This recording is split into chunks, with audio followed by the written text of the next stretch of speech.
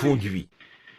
La vie de Saint Martin est l'une des vies les plus remplies de miracles que n'importe qui d'autre dans les âges de l'Église. Depuis Saint Paul jusqu'à maintenant, il a été l'un des hommes les plus spirituels. Il était l'un de ses premiers miracles. Tout d'abord, il était un soldat, je crois. Et puis, un jour, il passait, et il y avait quelqu'un, un homme était couché et tremblait de froid. Et tous ceux qui voulaient, ou pas qui voulaient, mais qui pouvaient aider cet homme, passaient leur chemin comme l'avait fait le sacrificateur et les Lévites, dans le cas du bon Samaritain. Mais quand Saint Martin est passé par là, conscient de son devoir en tant que croyant chrétien, il avait un manteau, une cape autour des épaules. Il l'a fendu en deux avec son épée, on a donné la moitié au mendiant et a gardé l'autre moitié. Et c'est cette nuit-là que sa carrière a commencé, car Jésus-Christ lui est apparu dans une vision, enveloppé de cette même cape qu'il avait fendue en deux, ce qui accomplissait ce passage de l'Écriture. Toutes les fois que vous avez fait ces choses à ceux-ci, c'est à moi que vous les avez faites. Donc, prenez cela comme une leçon. Quoi que vous fassiez pour quelqu'un, c'est à Christ que vous le faites. Souvenez-vous-en. Bon, disons-le tous ensemble. Ce que vous faites aux autres, c'est à Christ que vous l'avez fait. Donc, peu importe ce qu'il pense de vous, c'est ce que vous pensez de lui. Voyez, c'est cela qui vous apporte la bénédiction. C'était son premier miracle et le début de son ministère. Il y a tant à dire là-dessus, mais je n'en aurai pas le temps. En fait, je veux que vous reveniez demain soir et tous les soirs. Je ne veux donc pas vous retenir trop longtemps. Très bien. Le miracle suivant dont j'ai choisi de parler ce soir, il détruisait vraiment le paganisme et il était fermement opposé à l'Église de Rome. Il était en désaccord absolu avec tous les évêques de la première Église de Rome. Il devenait mondain et ainsi de suite, et il s'opposait à eux. Il était vraiment opposé à eux. C'est un miracle qu'il ait même survécu dans des temps pareils.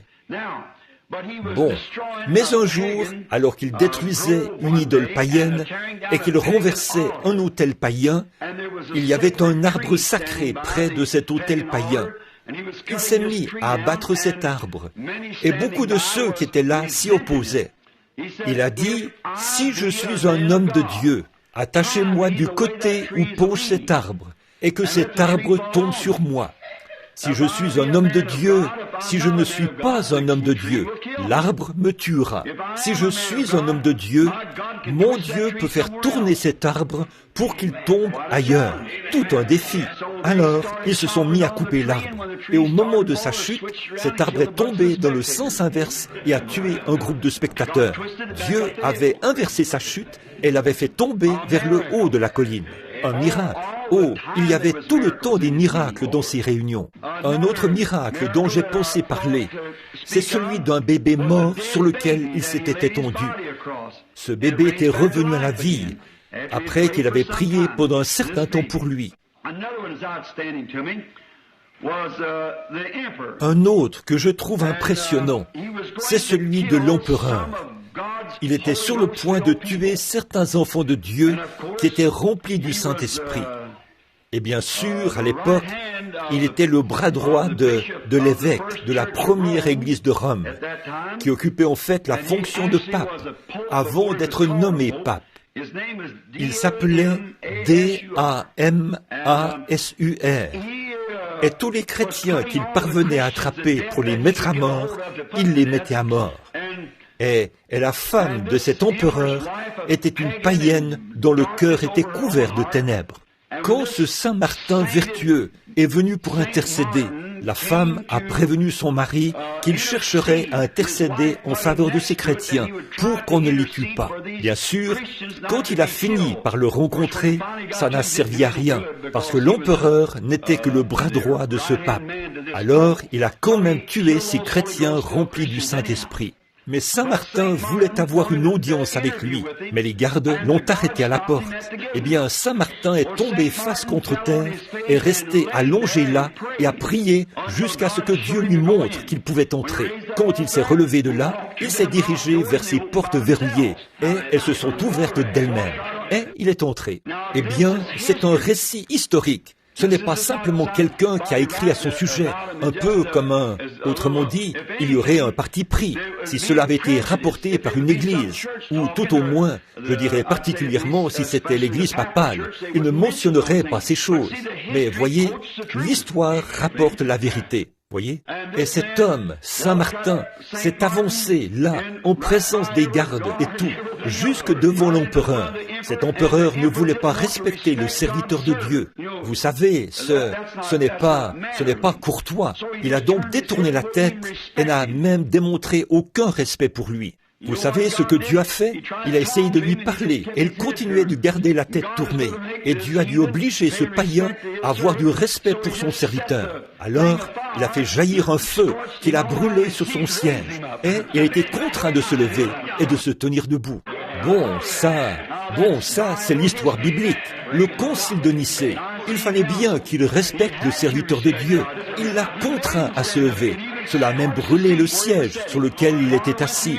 Le feu a traversé son corps et a brûlé le bas du siège. Il a dû bondir de là. Dieu a une façon de faire les choses, vous savez. Ah oui. De ces pierres, Dieu peut susciter des enfants à Abraham. Et souvenez-vous, ce même Dieu habite au milieu de nous ce soir. C'est le même Dieu. Très bien. Puis, un autre que j'aime bien. Et après ça, je vais m'arrêter. J'en ai quelques-uns ici, mais Bon, en voici un que j'ai beaucoup aimé. Un jour, alors qu'il attendait les siens, il était en prière dans son bureau. Et il était un grand homme. C'est lui qui menait cette église remplie du Saint-Esprit et qui a mis en pièces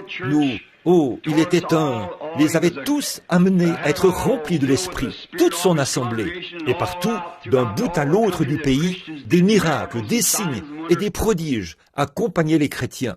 Voyez, Dieu parle à son messager. Le messager parle aux laïcs. Et alors, c'est ce qui arrive, voyez-vous.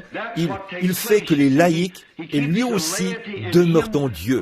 Voyez-vous, le Saint-Esprit coule au sein de tout le groupe.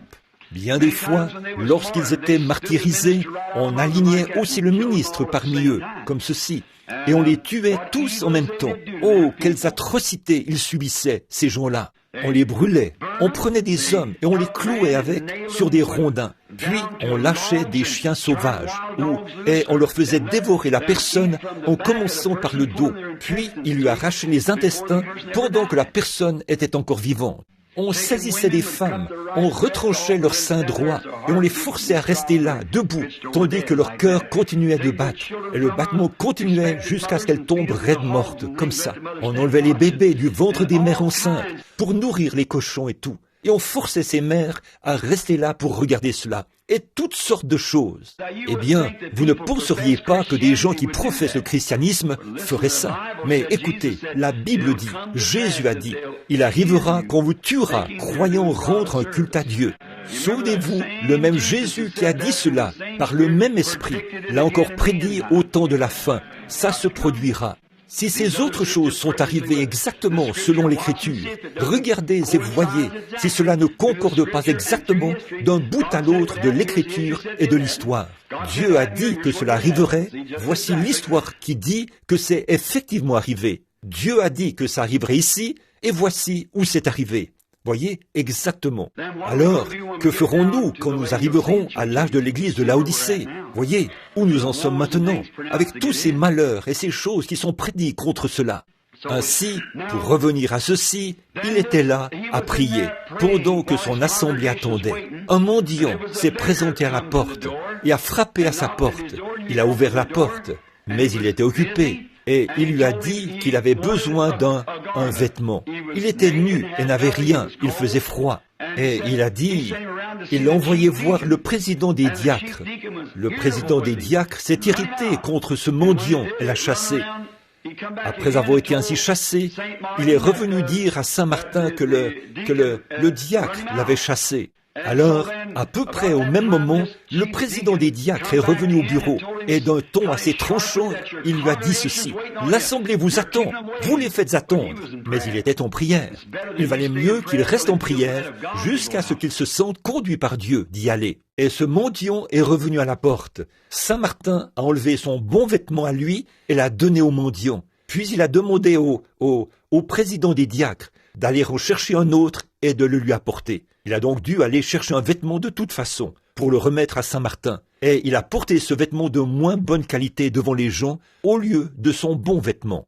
And this beggar come back to the door, and Saint Martin took off his own good garment, give it to the beggar, and had the chief deacon to go get another one and bring it to him. So he had to get a garment anyhow, and put it on Saint Martin, and he wore the lesser garment out before the people, instead of his good garment. Vous voyez, cela montre bien qu'il faut donner le meilleur de ce qu'on a. Donner sa vie, donner son temps, tout donner à Christ. Et si ce même esprit qui vivait en Christ vit en vous, alors votre influence dans votre voisinage et sur les gens avec qui vous traitez sera tellement semblable à celle de Christ que cela produira les mêmes choses que Christ a faites. Et finalement, il arrivait que des malades couchés sous son ombre recevaient la guérison. C'est vrai, la puissance de l'amour était tellement forte en eux. On raconte que Saint Martin, alors qu'il prêchait, vêtu de cette tunique de moins bonne qualité, toute l'assemblée a remarqué une lueur de lumière autour de lui. Ah oui, voyez-vous, parce qu'il avait fait ce qui était juste. Faites toujours ce qui est juste. C'est votre devoir envers Dieu. Pensez juste. C'est votre devoir envers vous-même. Alors, vous finirez forcément juste. C'est vrai, il ne saurait en être autrement. Now,